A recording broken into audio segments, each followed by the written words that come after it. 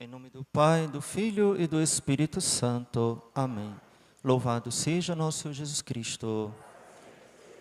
Podemos sentar. Reverendíssimo Padre Edilson, reitor responsável por esta capelania,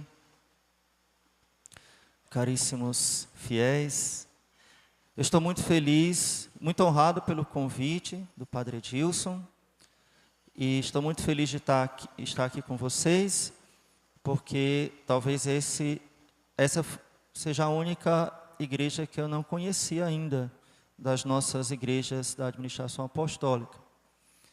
E tinha vontade de vir aqui, mas era tão longe, mas aí eu vim assim mesmo, né?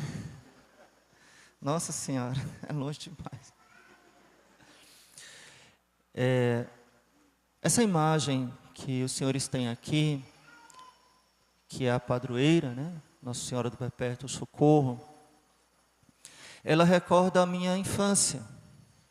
Então, quando eu era criança, faz muito tempo, né? Eu ia para a casa da minha avó e no quarto onde eu dormia, eu sou cearense, né? Não sei se vocês sabem. Eu nem me apresentei, né, gente? Eu sou o Padre Leonardo. Sou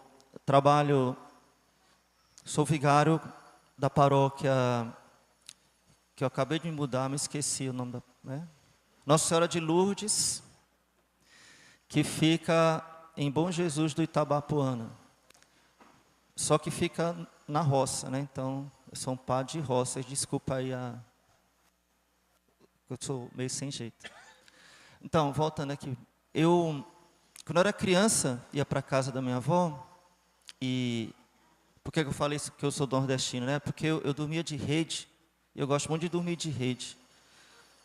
E aí, lá no quarto onde eu dormia, era um quarto grande assim, tinha um quadro de Nossa Senhora. Então, todo dia, eu ficava olhando para essa chinela quebrada do Menino Jesus, e para esses anjos, e para esse olhar de Maria.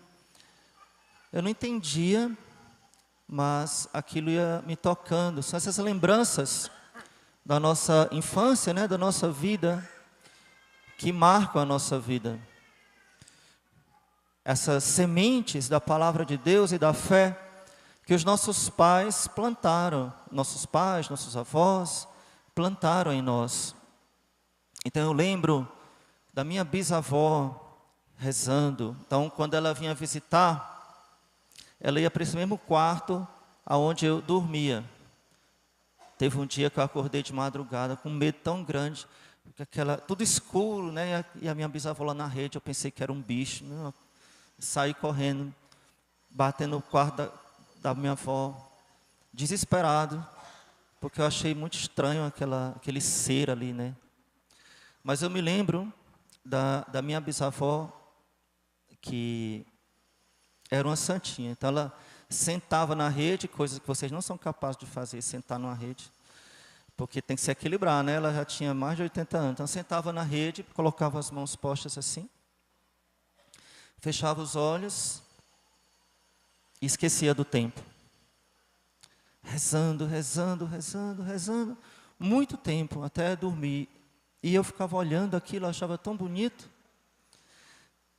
Essas coisas que marcam a gente são sementes da fé. Por que eu estou falando isso? Bom, primeiro porque eu lembrei, e uma lembrança muito boa, olhando para o quadro da padroeira, né? Mas também porque hoje o Padre Edilson me convidou para falar um pouco sobre a fé de Nossa Senhora.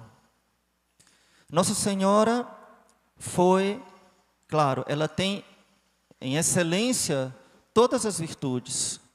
Todas as virtudes em Maria estão em grau máximo. Ela excede muito todos os santos e todos os anjos. Acima dela está apenas Deus. E, obviamente, Nossa Senhora possui o dom da fé em grau máximo. Nenhum outro santo, nenhum outro tem uma fé tão grande. E como os senhores sabem, a fé é um dom de Deus e obviamente que ela acaba com a visão de Deus. Eu poderia dizer, espero que não seja heresia, Jesus não tinha fé, porque Jesus é Deus, não precisa ter fé. A fé é a visão espiritual de quem? De nós, né? Que não vemos as realidades maiores, as realidades invisíveis, as realidades espirituais. Nós vemos o que está além do véu, das aparências. E assim nós vemos Jesus na Eucaristia. Qualquer pessoa que não tenha fé vai ver apenas uma coisa branca, redonda. Nós não, nós nos ajoelhamos e adoramos Jesus na Eucaristia. Bom, dizer que Maria tem em grau máximo a fé, pode parecer para nós que ela não precisaria se esforçar e que para ela tudo foi muito fácil, tudo tranquilo. Afinal, ela é imaculada, cheia de fé, cheia de esperanças, cheia de caridade. Então, para ela tudo seria, tranquilo, ficar grávida, tá bom. Não é bem assim. Nossa Senhora era uma menina segundo a tradição, segundo alguns dizem, de 14 anos, por aí, 13, 14 anos, quando recebeu a visita do anjo. Ela já tinha feito um voto de virgindade, era pretendente de um homem que também tinha feito voto de virgindade, São José, castíssimo, também tinha esse voto. E, de repente, aparece um anjo dizendo que ela seria a mãe do Salvador. Não deve ter sido fácil. O que se passou pela cabeça de Maria? Vejam, irmãos, desde o pecado de Adão, a criação inteira, vai dizer São Paulo, lá na carta aos Romanos, a criação inteira sofreu com o pecado. E a humanidade inteira ficou decaída. E eu posso dizer sem errar que todos os anjos do céu, toda a multidão dos anjos do céu, ansiava, e os patriarcas que estavam no limbo dos justos, ansiavam por este momento. Aquela manhã, como qualquer outra manhã, talvez, em que aquela mocinha foi rezar naquela gruta, lá em Nazaré. E lá ela recebeu a visita do anjo. O anjo que foi criado por Deus para isso. Para descer do céu em um endereço específico. Em um tempo específico. Para achar uma virgem bastante específica. E fazer um convite. Então, naquele momento, todo o céu se cala. Todos os anjos e todo o universo volta o olhar para aquela menina. O que ela vai dizer? Porque Deus a deixou livre, óbvio. Não há virtude sem liberdade. Então, Maria era livre. Então, no céu há aquele, como que a gente pode imaginar, só uma comparação, né? Aquele suspense. Os olhos dos anjos arregalados assim, né? E agora? E ela faz uma pergunta, porque a coisa era muito maior do que ela imaginava. Mas como se fará isso? Se eu não conheço o homem? É a prova de que ela tinha feito esse voto de virgindade, já que ela estava noiva, então seria óbvio que daqui a algum tempo ela poderia ficar grávida quando casasse. E o anjo diz que ela teria um filho de Deus.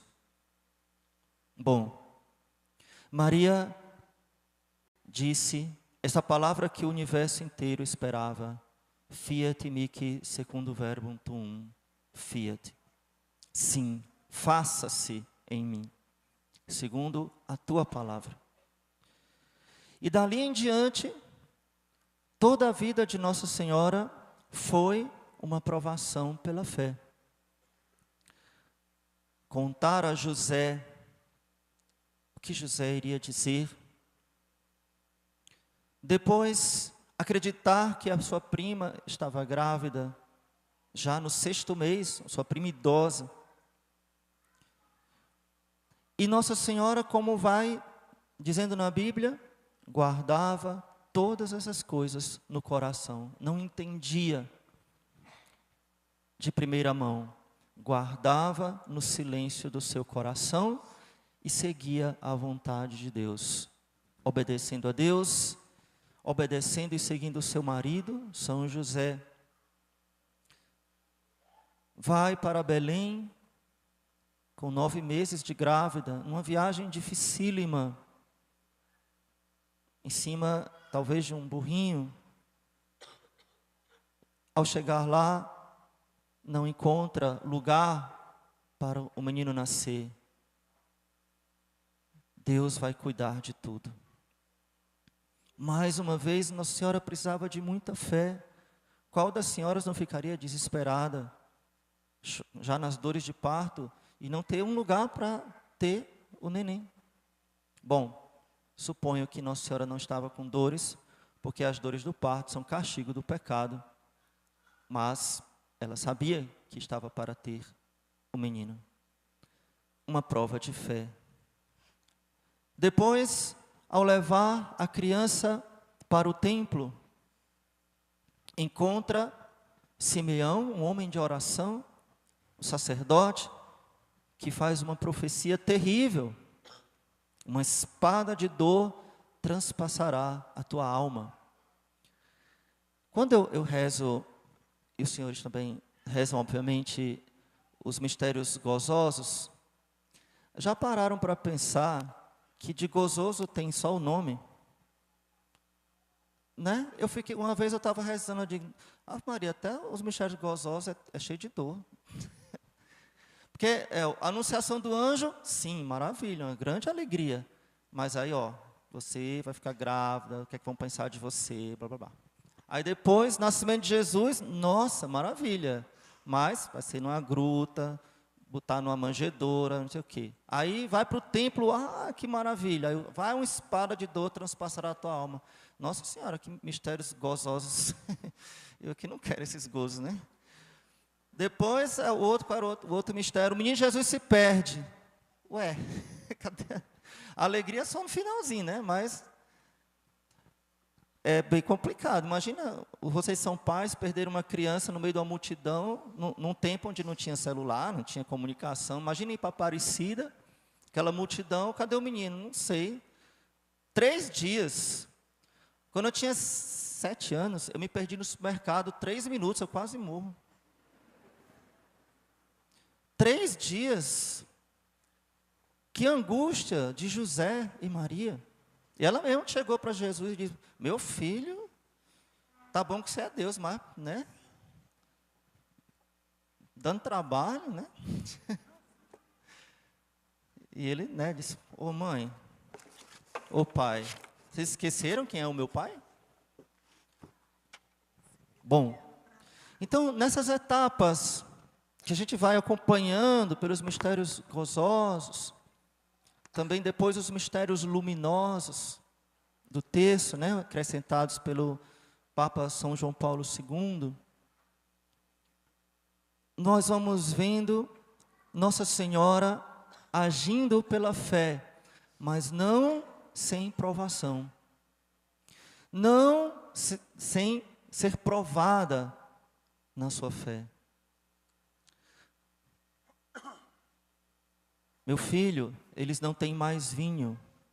Jesus disse, não tem nada a ver com isso.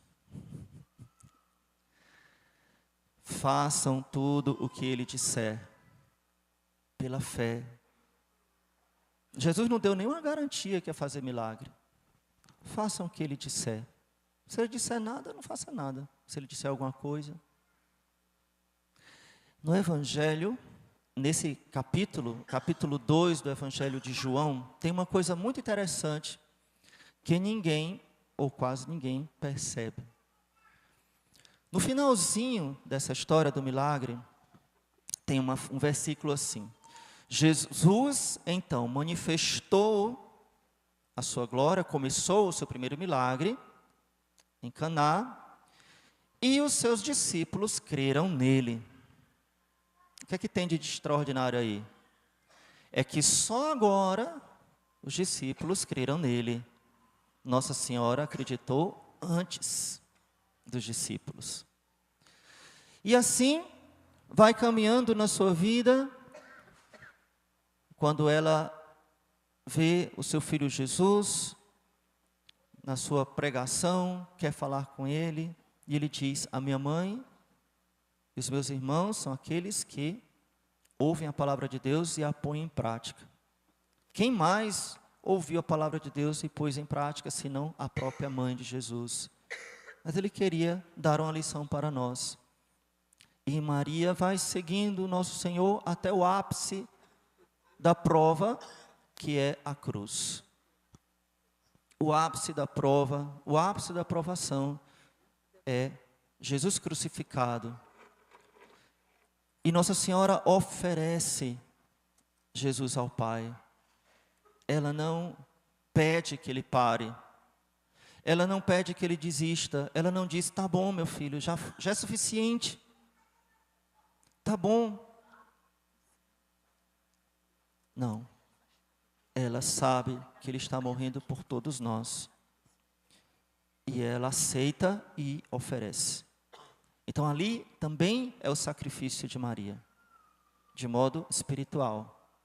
Ela também se oferece, e oferece o seu filho. E ali pela fé também, ela recebe o dom da maternidade de todos nós. Todos nós ali na cruz nos tornamos filhos de Maria. Claro, algumas vezes, por nossa devoção, nosso amor, nós nos ofertamos de modo mais particular a ela por uma consagração especial, mas todos nós somos filhos de Maria, e ela aceita pela fé. É a única que você não vê na Bíblia também se desesperando ou duvidando da ressurreição de Cristo. Não tem um relato da dúvida de Maria, se Jesus havia ressuscitado ou não. Tem das outras mulheres, ela não.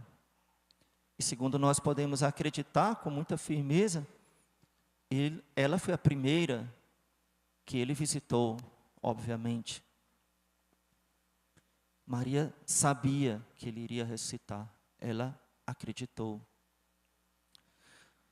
Bom, como eu disse, Nossa Senhora tem todos os dons em grau altíssimo, o máximo possível, e inclusive a fé.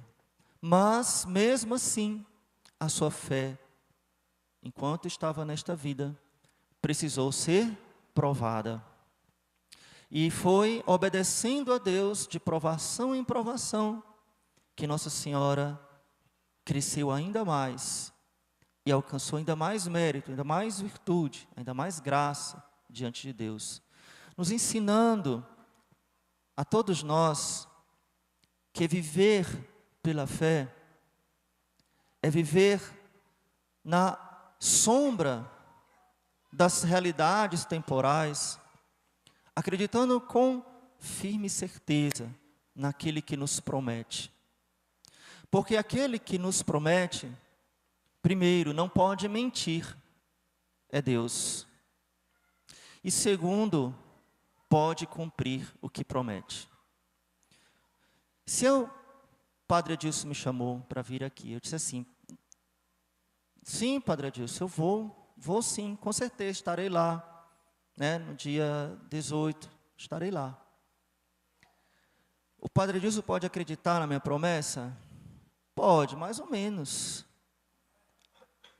Por quê? Primeiro, eu podia estar mentindo, vou nada. Segundo, eu não tenho o poder de estar aqui por mim mesmo. O pneu podia ter furado, eu podia ter ficado doente. Não. Quantas coisas poderiam ter acontecido porque eu não sou onipotente? Muitas coisas poderiam ter acontecido para que eu não estivesse aqui. Então, quando nós prometemos algo a alguém, ou quando nós prometemos para nós mesmos, ou prometemos para Deus, nossa promessa é sempre imperfeita. Nossa palavra é sempre dependente de Deus. Por isso, os cristãos desde a Bíblia, e São Paulo ensina, diga, se Deus quiser. A gente tem esse costume, é muito bonito. Se Deus quiser. Você vai lá para casa? Se Deus quiser. Você vai viajar? Se Deus quiser. Você vai passar de ano? Se Deus quiser. Você promete que vai dar para mim esse presente, mamãe? Se Deus quiser. Nós não podemos prometer com absoluta certeza, porque nós não temos poder para cumprir o que nós prometemos. Agora, Deus, como eu falei, primeiro, Ele não pode mentir. E segundo, Ele é onipotente. Então, o que Ele promete é verdade. E Ele cumpre porque Ele pode cumprir. Então, dizer que nós caminhamos pela fé é como uma sombra para nós. Verdade. Para nós que temos o olhar ainda carnal. Ou pelo menos ainda neste mundo. Mas nós devemos ter, como Maria Santíssima, mesmo em meio às provações, a certeza absoluta, a confiança absoluta. Porque quem nos prometeu, quem nos falou, foi Deus. Quem nos ordenou, foi Deus. Por isso nós cremos. Não cremos nas palavras dos homens. Não podemos crer, não é maldade. A gente pode esperar um pouco, mas não ter certeza absoluta. Mas em Deus, sim, nós acreditamos. Mesmo em meio às dores e provações que todos nós passamos. Uma coisa que eu gosto sempre de dizer, e eu vou já terminar, o Papa mandou falar pouco, né? Já estou desobedecendo. Acho que eu nunca vou obedecer esse negócio, mas não contem para ninguém, não. É porque eu não consigo mesmo. Então, tem uma coisa que eu gosto de falar, e queria contar para vocês. O sofrimento, a provação, é inerente à nossa condição humana depois do pecado. Se eu pedisse aqui para levantar a mão, quem sofre, até as crianças, e eu levantar a mão. Ai, a prova, né? Ai, minha mãe não deixa eu comer chocolate, até me estufar. Todo mundo tem algum sofrimento. Às vezes ele aumenta, aí a gente diz que está sofrendo. Às vezes ele diminui, a gente diz que está bem. Mas todos nós passamos por provações. Veja, Maria Santíssima teve que fugir para o Egito, seguindo São José. Teve que acreditar no marido dela. Um anjo apareceu, o rei decretou a morte do nosso filho. Vamos embora. Ela teve que seguir e obedecer. Então, quantas provações ela não foi passando até o ápice, como eu falava, que era a cruz. Então, nós também passamos por muitas provações. É inerente à nossa natureza decaída pelo pecado. Então, o sofrimento não escolhe religião, não escolhe idade, não escolhe sexo, nem quem é duvidoso. Todo mundo, né? Os ateus. Porém, e aí eu quero terminar dando ou lembrando para a gente essa boa notícia. Pela fé, imitando Nossa Senhora, pela fé, nós temos um poder que só nós cristãos temos. transformar o sofrimento em mérito.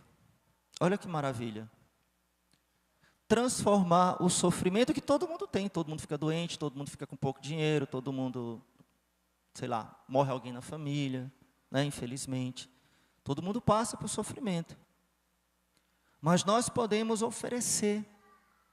Nós podemos silenciar no nosso coração e dizer como Maria: faça-se em mim segundo a vossa vontade.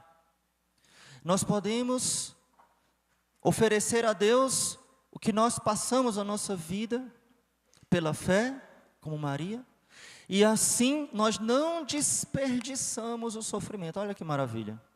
Não é desperdiçado. Nós podemos aproveitar e transformar em bênçãos. Uma vez eu já vou contar outra história, ai meu Deus, não acabo nunca. Vocês deixam eu contar só essa? Tá. Eu tive uma crise de rins, eu já vinha há muito tempo em crise de rins. Quem já teve pedra? Nossa Senhora, é bom, né? Eu fiz virar bom. Então, uma vez de vez em quando eu tinha uma crise. Aí uma vez eu saí de carro na terça-feira, que é a folga dos padres lá da administração, né? Eu saí, eu vou dar uma voltinha sozinho, que eu gosto de ficar só. Aí peguei o carro, andei, aí comecei a sentir uma dorzinha. Só para encurtar a história, eu cheguei no hospital assim, ó, pelo amor de Deus, eu dirigindo desse jeito, que eu não tinha mais, eu ia caindo aqui meu chapéu. Mas, o que é que eu ia falando? Então, chegou o ápice da dor e eu fui para o hospital. Eu morava em Belo Horizonte na época, e um hospital muito bom, de religiosos. Nossa Senhora, então eu tive que fazer uma cirurgia, mas doía tanto aquele negócio. E a única coisa que eu lembrava, e eu quero dizer isso para que vocês possam fazer a mesma coisa, tá? Quando tiver com pedra nos rins. Espero que não, né? Mas se tiver, Senhor, salvai as almas do purgatório. Porque no dia que eu estiver no purgatório, essas almas que chegaram lá em cima, ô Jesus, diminui aí um pouquinho o fogo dele, porque eu saí de lá no dia que ele estava com crise dos rins, e ele ofereceu por mim. Elas vão tudo pagar para vocês. Entendeu? Então não desperdice nada. Oferece a Jesus. Mesmo que seja um sofrimento espiritual, uma depressão, um mal do século, né? Oferece a Jesus. Ele está vendo, e creia pela fé, mesmo sem ver nada. Nosso Senhor está lhe provando, assim como Ele provou a própria mãe dele. Como não vai também nos provar e aceitar? Então Ele vai ficar muito feliz. Ofereça a Jesus. Por amor. Senhor, eu te ofereço. Não significa que você não vai pedir para tirar. Claro que eu estava pedindo para essa pedra sair, né? Óbvio, né? Mas enquanto ela não sai, vai oferecendo. Enquanto o sofrimento não passa, vai oferecendo. Eu estou desempregado, mas Deus não me deu, eu vou ficar em casa assistindo Netflix. Não, misericórdia, né? Vai trabalhar, né? Vai procurar emprego. Mas enquanto está passando a dificuldade, oferece ao Senhor. E assim, pela fé, nós, como eu falei, temos um dom extraordinário de pegar o sofrimento e transformar em graça, em bênção para os outros e para nós mesmos. Que Nossa Senhora das Dores, Mãe das Dores, que ela nos ensine a, pela fé, vivermos as nossas dores na graça de Deus. Em nome do Pai, do Filho e do Espírito Santo. Amém.